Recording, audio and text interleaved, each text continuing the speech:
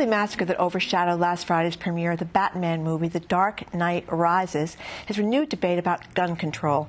On the front page of the Boston Globe, film critic Ty Burr challenged readers to think differently about where to lay blame. Was it a fan who lost touch with reality, or an entertainment culture that sells increasingly violent fantasies? And Ty Burr is here with us. Thank you for joining us. You wrote a really provocative piece about what this movie means to a whole segment of young people. Tell us about that. Well, you know, I was trying to make sense of what happened not only in Aurora, but what happened earlier in the week when the website Rotten Tomatoes shut down the comments section because people were responding, you know, fans of the Dark Knight series were responding to critics who dared to give the movie a bad review with death threats and rape threats, and this is for movies that the fans hadn't even seen. This is to reviewers. This is to reviewers. We want to kill and rape the reviewers. Yes, okay. Exactly. There is, I think, a fringe response to this movie and superhero movies and fantasy culture in general that almost prefers it to reality, and that attacks any attempt to review it, criticize it, look at it, you know, critically, not just in terms of a movie critic, but you know, in terms of critical thinking.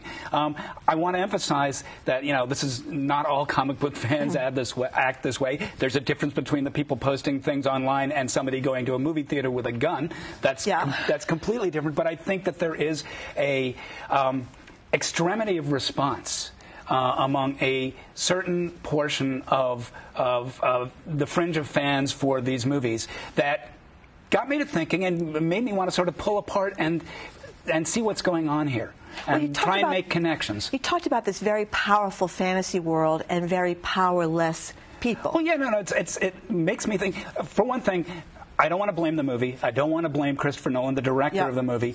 What was going on with the Aurora gunman was in his head. At the same time, I think it's worth having a discussion about the way we have an entertainment culture that is really very, very good at creating these apocalyptic power fantasies and selling them to some people who don't feel they have any power at all, and who can live within these fantasies. And, you know, I have to say that art and entertainment have always been cathartic. I mean, that's, you know, going back to Shakespeare, going back to the Greeks, going back to the cavemen. We go and see these movies, these plays, we hear these stories because they work out a lot of things that we wrestle with, and a lot of it has to do with violence and how we deal with the world, violently or not. But you also talked about how there was this anticipation of this movie, you know, analogous in some ways to a big cultural event, even the Kennedy assassination for someone in my generation, or the Challenger disaster for someone a little bit younger. I mean, that's a big, huge deal. Is it really that big? Well, I think for a younger generation, people in their 20s and maybe early 30s, for them, the 2008 movie The Dark Knight was a cultural event that, and I've had people say this to me of that age, that was, you know, equal to the Beatles in the 60s, equal to the JFK assassination, equal to the Challenger disaster. It meant that much to their generation, in that it was such a powerful experience that all of them experienced together, that it is something that's really, really important to them as a cultural event. And I think because of that movie in 2008, the anticipation has been building for the third movie in the trilogy for 4 years. I don't think it's surprising that some people on the very, very far fringes have taken that anticipation and that buying into what the movie is doing a little far. But you know something? I mean, I am a real wuss when it comes to going to the movies. You know, I like these little nice romantic comedies. I don't even like going to the previews now, because you practically have to have something in your ears to block the noise. It's explosions, and it's bombs, and it's fires, and it's violence. This movie is full of that. I mean, I know that we can't draw too much between what happened in Aurora, obviously, in this movie, but movies are really, really violent, much more than when I was a kid. You have a point. This is a movie that's rated PG-13. It had to be rated PG-13 because they want to bring in the younger audience. Right.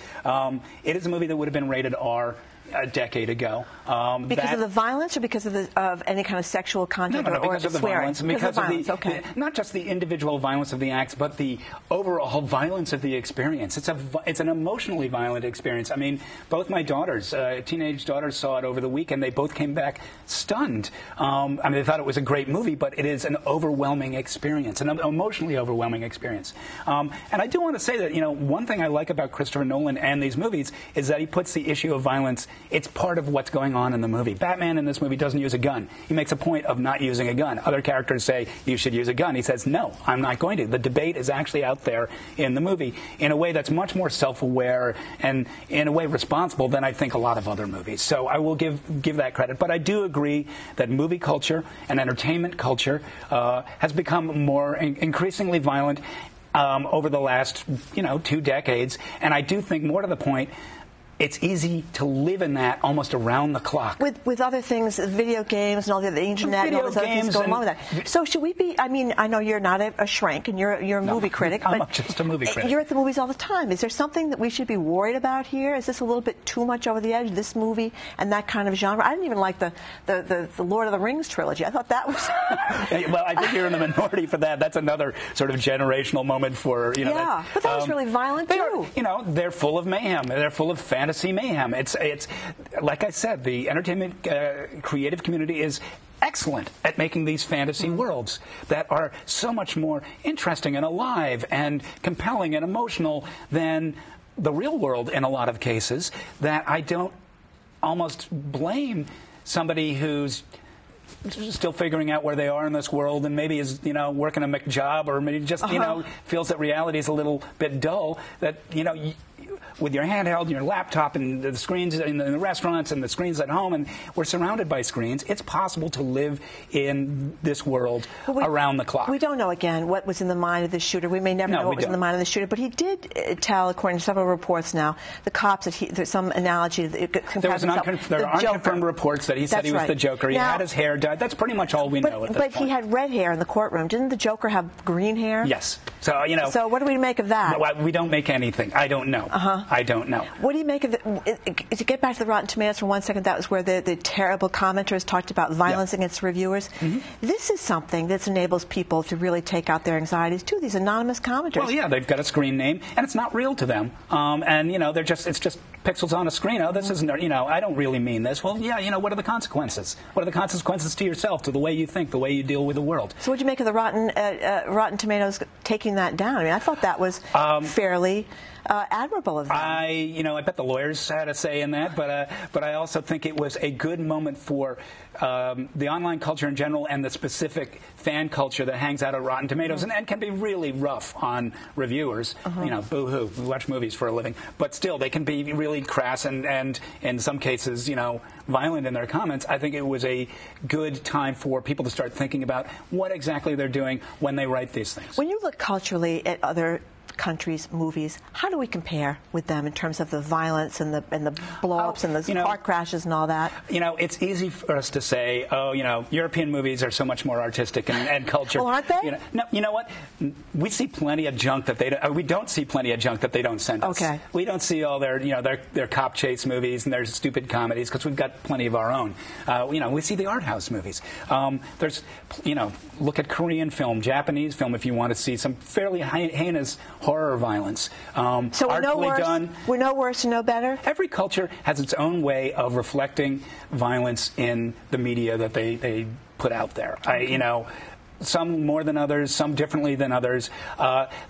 My point is that we're so good at creating this culture. It's a consumer culture of fantasy that reality starts to take a back seat.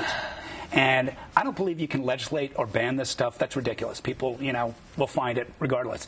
I do think we have to have a discussion about maybe putting some more value on the real world. Ty Burr from the Boston Globe. Great review, great piece about the movie. Thank you very much. Thanks, Marjorie. And when we continue, Gino Cappelletti on why all good things must come to an end.